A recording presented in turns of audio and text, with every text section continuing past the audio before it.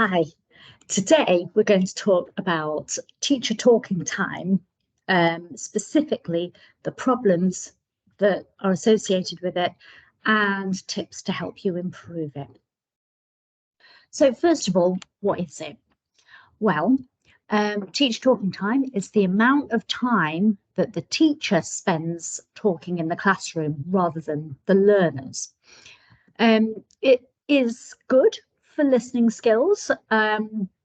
Anecdotes can be used to help learners engage. It can demonstrate natural interaction, natural language, so it's great for that. However, very often, more often than not, in fact, teacher talking time in the language classroom is much higher than it needs to be, even with high-level learners, and it needs to be reduced. So why? I hear you ask. Well, if your teacher talking time is high, this results in low student talking time. The more time a teacher spends talking about something, even if it's only a minute here, a minute there, that means learners have a minute here and there less in which they could be interacting with each other or engaged in a task. It can also be quite monotonous, especially if the teacher is talking too much. Learners can get disengaged. They either switch off because they don't understand, or they switch off because it's too hard for them to keep focused and try and work out what the key point is that the teacher is trying to make. Or simply they're tired and, they want to talk, but they're just switching off because they're not getting that opportunity. Either way, you've lost them. Student autonomy is also limited, so they're not getting the opportunity to develop their independent learning skills. They don't have as much chance to take their language learning into their own hands and, try to experiment with language. Very often, teachers' explanations where there's no eliciting, no additional questions towards the learners can be really difficult to follow because it's just an endless stream of talking. Whereas if it's broken up by eliciting information from learners, drawing on their examples or experiences, it helps to engage the learners and make it clearer for them and more relevant to them. Otherwise, you lose them. They're disengaged. Also, very often, there's a lot of fluffy language that's mixed in with what teachers are saying, which, is a really good example of natural conversation and the way that people naturally speak. However, it makes it really difficult for even the best learners to identify the key points that the teacher is trying to make. So cutting out some of that fluffy language makes it much easier to identify what you're trying to say, so that they can pick up the skills you want them to pick up or do the task that you want them to do. Adding in that fluffy language, save it for a listening exercise. Teacher talking time also has a massive impact on instructions. They can be really, really unclear.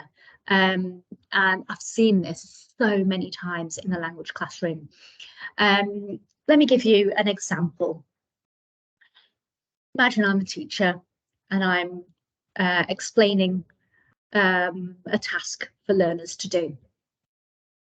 So what I want you to do is I want you to take your textbook, look at the questions in the middle of the page, And you're going to talk with your partner about these questions, ask each other questions, answer them, give some more detail, that kind of thing. But actually, before you do that, I want you to match the first half of the question to the second half of the question, and then ask each other their questions. Did you follow? Do you think learners would follow? I think you'll struggle to get learners following that kind of instruction. Too much language in there. They're not planned. It's very disorganized. Okay. If instructions are planned, they'll be much clearer, much shorter, straight to the point, and you won't find learners doing the wrong thing because they've misunderstood. So let's look at some tips now on how to reduce your teacher talking time. Elicit rather than explain is a really, really key way. Very often, teachers try to explain a new concept, explain a new idea, explain what a word means. No. Try and get them to learn. Try and get them to decipher something. Try and get the information out of them. And the key is by a skillful use of questioning. If you've got your questioning right, you can get the information that you need from the learners so they are focused on being more interactive, being more engaged in the class rather than you just talking. This will also help them to learn independent learning skills, because in future, instead of them, asking or relying on an explanation, they can just go through the question steps that you've used to, help them focus on keywords or other ideas rather than rely on their explanation. Using body language, gestures, facial expressions, and mime is really helpful as well, particularly if you're in the middle of talking to one learner, another learner has asked a question, and you can just answer that question very easily with a gesture, a facial expression, or something while you're engaged with that learner. Or even they ask a question, you use your body language or a gesture to elicit a response from them or elicit the correct answer from the learners. It really, really helps them. Using peer feedback rather than feedback to the teacher, obviously to increase that student talking time. Grading your language. So you want to simplify a little bit and, cut out, like I said, some of the fluffy language, but you don't want to make it too simple. You want to just aim for slightly above their level. So you can pull them up a little bit. When they're up to where you want them to be, then you raise that bar slightly further. So so you're constantly challenging them. What else? Silence is okay. Remember that when you ask a question, if learners don't answer straight away, it's not because they don't understand. It's not because they don't know. Sometimes it's because they just need time to process what you've just said. They need time to think of how they want to phrase what they want to say. Maybe they're trying to think of the right grammatical construction that they want to use, or the right lexical item. Whatever it is, they need time. And very often, teachers try to fill silences with talking. Let them think. And then move on. And, all of this comes to eliminating unnecessary teacher talking time, getting rid of that fluffy language, getting rid of anecdotes that don't illustrate a point, that don't have an idea that you want them to get from it, or an example that you want them to learn. So talking for the sake of it, try and reduce.